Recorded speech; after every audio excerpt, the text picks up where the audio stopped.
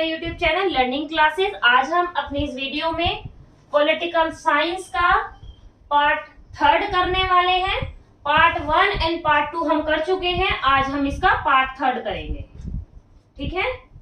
Part 2 में मैंने Cuba missile संकट को एक्सप्लेन किया था। ठीक है। आज हम पार्ट 3 करेंगे और पार्ट 3 में हम सिर्फ और सिर्फ शीत युद्ध के दायरे को समझेंगे।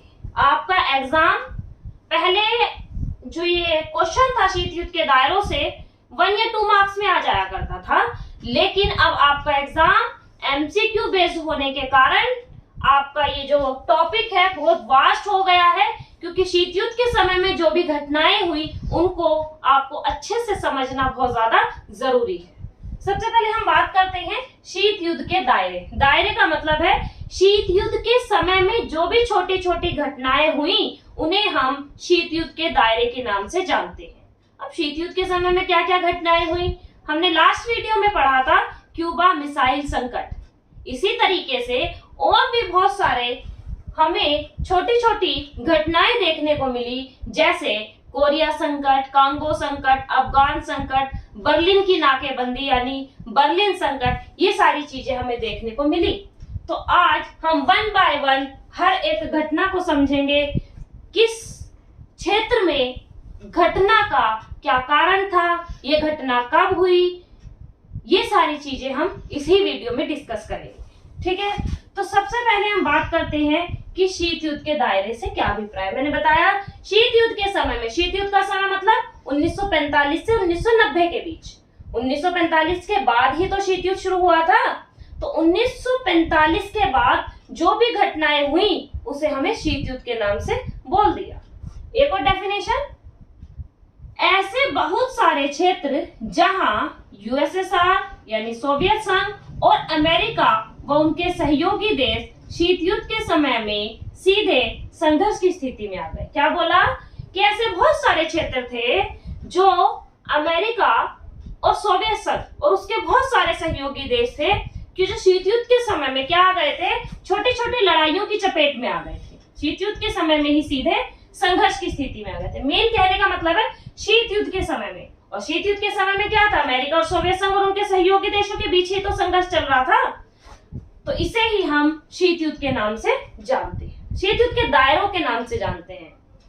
अब शीत युद्ध के दायरे क्लियर हुआ। अब हम दायरों में सबसे पहले बात करेंगे क्यूबा मिसाइल संकट। क्यूबा मिसाइल संकट 1962 में हुआ था। ठीक है। क्यों हुआ था, क्या रीजन था, क्या था क्यूबा मिसाइल संकट, हम यहाँ टाइम वेस्ट ना करते हुए आगे बढ़ते हैं, क्योंकि क्यूबा मिसाइल संकट पे मैंने पार्ट 2 में बहुत अच्छे से समझा दिया है। आप क्यूबा मिसाइल संकट को पार्ट 2 में देखें। आगे हम बात करते हैं कोरिया संकट की। ठीक है। कोरिया संकट कब से कब तक चला, 1950 से 53 तक चला। 1950 से 53 तक चला। अब हम बात करते हैं कि था क्या कोरिया संकट। ठीक है। कोरिया संकट था क्या, चलो शुरू करते हैं। कोरिया संकट थोड़ा सजा दूं। कोरिया संकट, सबसे पहले हम बात करते हैं कि 1945 से पहले कोरिया के ऊपर जापान का प्रभाव था, यानी जो जापान का प्रभुत्व था कोरिया के ऊपर, 1945 से पहले कोरिया जापान के अंडर में था। मैंने एक शॉर्ट सी लैंग्वेज में लिख दिया कि 1945 से पहले, यानी जब हमारे देश में विश्व युद्ध चल रहा था, उस समय जापान का कब्जा था कोरिया के ऊपर। जैसे ही विश्व युद्ध समाप्त हुआ 1945 में, जापान के 2 टुकड़े हो गए, कोरिया के 2 टुकड़े हो गए। 1945 के बाद कोरिया 2 टुकड़ों में बंट गया। क्लियर हुआ क्या, 1945 के बाद कोरिया 2 टुकड़ों में बंट गया, उत्तरी कोरिया और दक्षिणी कोरिया। उत्तरी कोरिया और दक्षिणी कोरिया, जो उत्तरी कोरिया था वो सोवियत संघ के प्रभाव में आ गया, चीन के प्रभाव में आ गया, और जो दक्षिणी कोरिया था वो अमेरिका के प्रभाव में आ गया। ठीक है। जो उत्तरी कोरिया था वो साम्यवादी विचारधारकों के अंडर में आ गया और दक्षिणी कोरिया पूंजीवादी विचारधारा के अंडर में आ गया।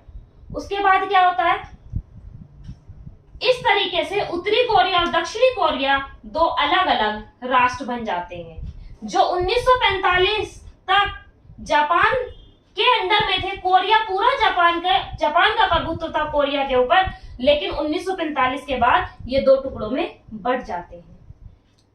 एक बार ये भी होता है कि जब ये दो टुकड़ों में बंट जाते हैं, उत्तरी कोरिया और दक्षिणी कोरिया, 1945 के बाद, ठीक है, ध्यान देना, 1945 के बाद एक दिन जो दक्षिणी कोरिया है उत्तरी कोरिया से बातचीत करता है कि हम ऐसा करते हैं, चुनाव करते हैं और हम दोनों मिल जाते हैं एक साथ और संपूर्ण कोरिया का रूप ले लेते हैं।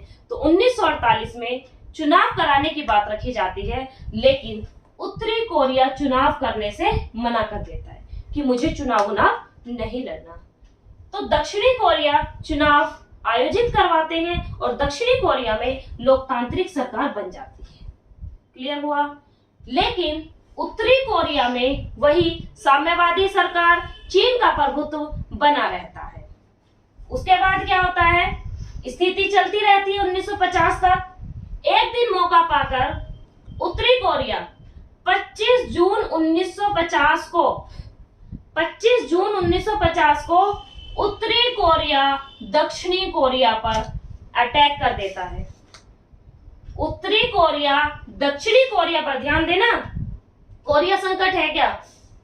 उत्तरी कोरिया दक्षिणी कोरिया पर अटैक कर देता है और दोनों के बीच तनावपूर्ण स्थिति हो जाती है। सिर्फ उत्तरी कोरिया और दक्षिणी कोरिया के बीच ही तनावपूर्ण स्थिति पैदा नहीं होती, बल्कि ऊपर जो महाशक्ति थी, नीचे जो महाशक्ति थी, उन दोनों के बीच भी तनाव उत्पन्न हो जाता है। ऊपर कौन सी महाशक्ति थी साम्यवाद में? यूएसएसआर, और नीचे अमेरिका। इन दोनों उत्तरी और दक्षिणी कोरिया के साथ साथ उन दोनों के बीच भी तनावपूर्ण स्थिति हो जाती है। एक भयावह स्थिति उत्पन्न नहीं हो पाती, युद्ध को रोक लिया जाता है।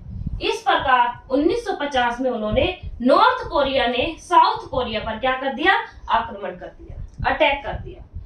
स्थिति बहुत भयावह हो सकती थी, लेकिन स्थिति को कंट्रोल कर लिया गया।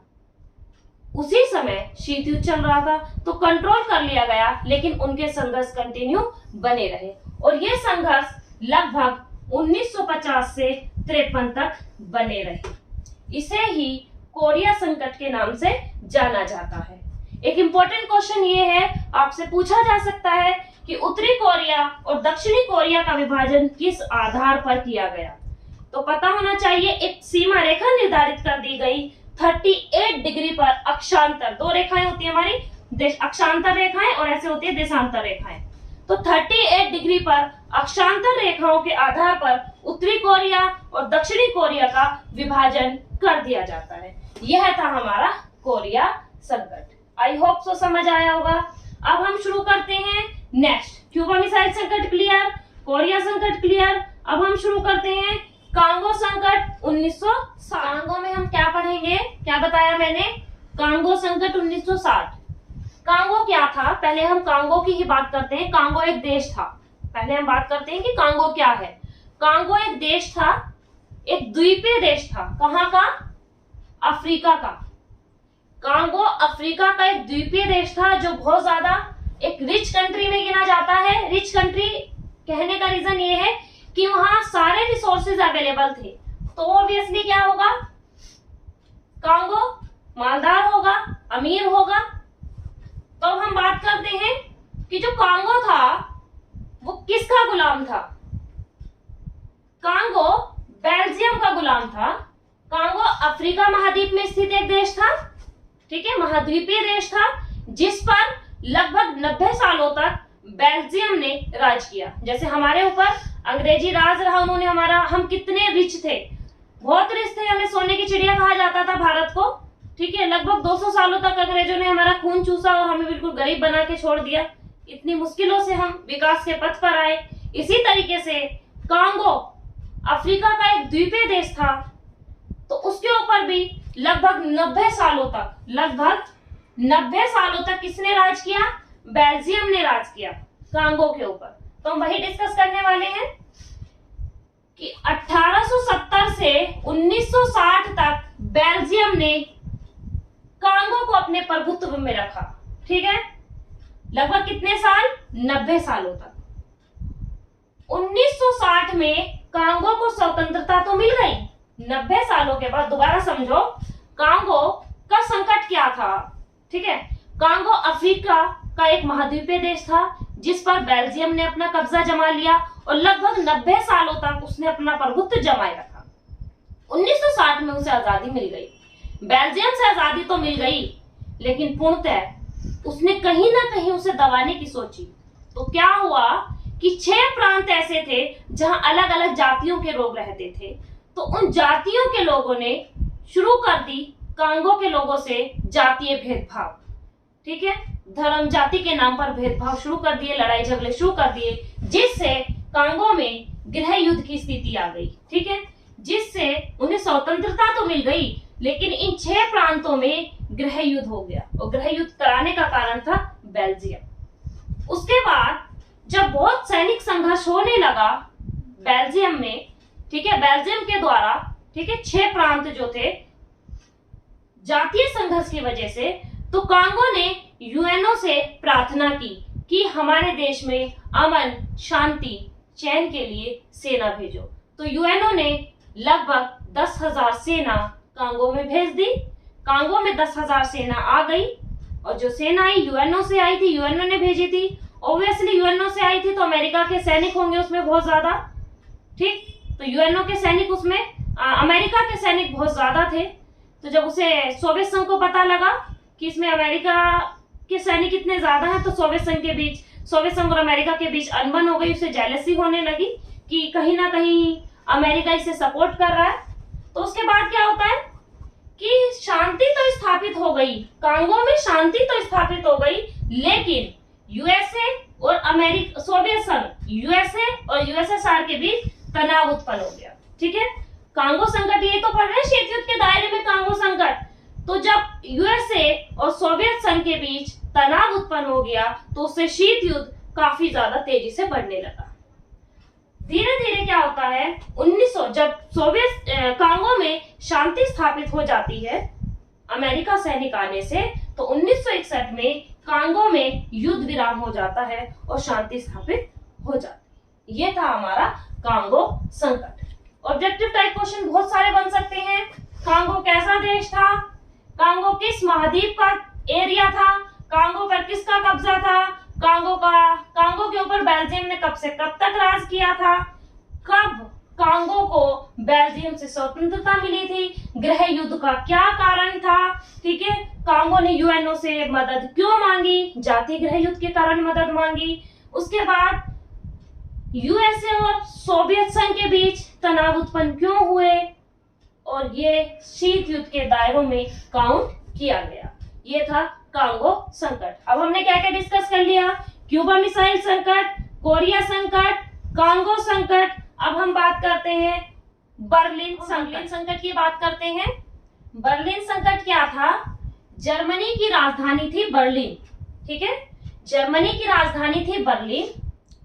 हमारे देश में जब विश्व युद्ध चल रहा था तो 2 राष्ट्र थे, ठीक है, फिर शीत युद्ध आया, 2 राष्ट्रों में बट गया हमारा देश शीत युद्ध के समय में ही, मित्र राष्ट्र और धुरी राष्ट्र। जो मित्र राष्ट्र थे उसका नेतृत्व अमेरिका, ब्रिटेन, फ्रांस और रूस ने किया, और धुरी राष्ट्रों का नेतृत्व जर्मनी, जापान और इटली ने किया। पता ही है तुम्हें, ये धुरी राष्ट्र में जर्मनी, जापान और इटली, ठीक है, और मित्र राष्ट्र में अमेरिका, ब्रिटेन, फ्रांस, रूस।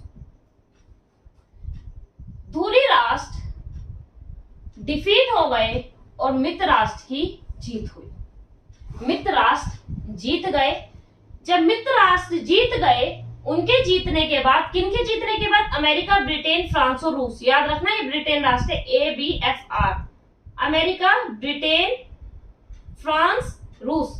इनके जीतने के बाद इन्होंने जर्मनी पर कब्जा कर लिया। बड़े ध्यान से समझना, अमेरिका, ब्रिटेन, फ्रांस, रूस ने जर्मनी पर कब्जा कर लिया, यानी बर्लिन पर भी कब्जा कर लिया। बर्लिन 2 हिस्सों में टूट गया।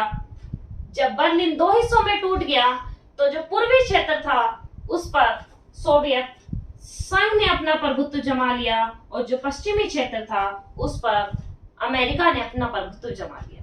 जो पूर्वी जर्मनी था, या पूर्वी बर्लिन था, या पूर्वी जर्मनी था, कैपिटल तो है वो उसकी, तो पूर्वी जर्मनी में साम्यवादी विचारधारा का प्रचार प्रसार हुआ, और पश्चिमी जर्मनी में पूंजीवादी विचारधारा। अमेरिका पूर्वी बर्लिन को साम्यवादी विचारधारा से बचाना चाहता था, इसीलिए इसको देखते हुए जून 1948 में यूएसएसआर ने रास्ता बंद कर दिया, यानी बर्लिन की नाकेबंदी कर दी, आपस में इंपोर्ट एक्सपोर्ट बंद हो गया। इसे ही हम बर्लिन संकट के नाम से जानते हैं। बर्लिन संकट को हम शीत युद्ध का चरम बिंदु भी बोलते हैं। शीत युद्ध का चरम बिंदु हम बर्लिन संकट को इसलिए बोलते हैं क्योंकि इस समय एक घमासान युद्ध हो सकता था, लेकिन ये सिर्फ एक संकट ही रह गया, आपसी तनातनी ही बनकर रह गई। इसे ही हम बर्लिन संकट के नाम से जानते हैं। अब हम मिलते हैं नेक्स्ट वीडियो में, तब तक के लिए गुड बाय।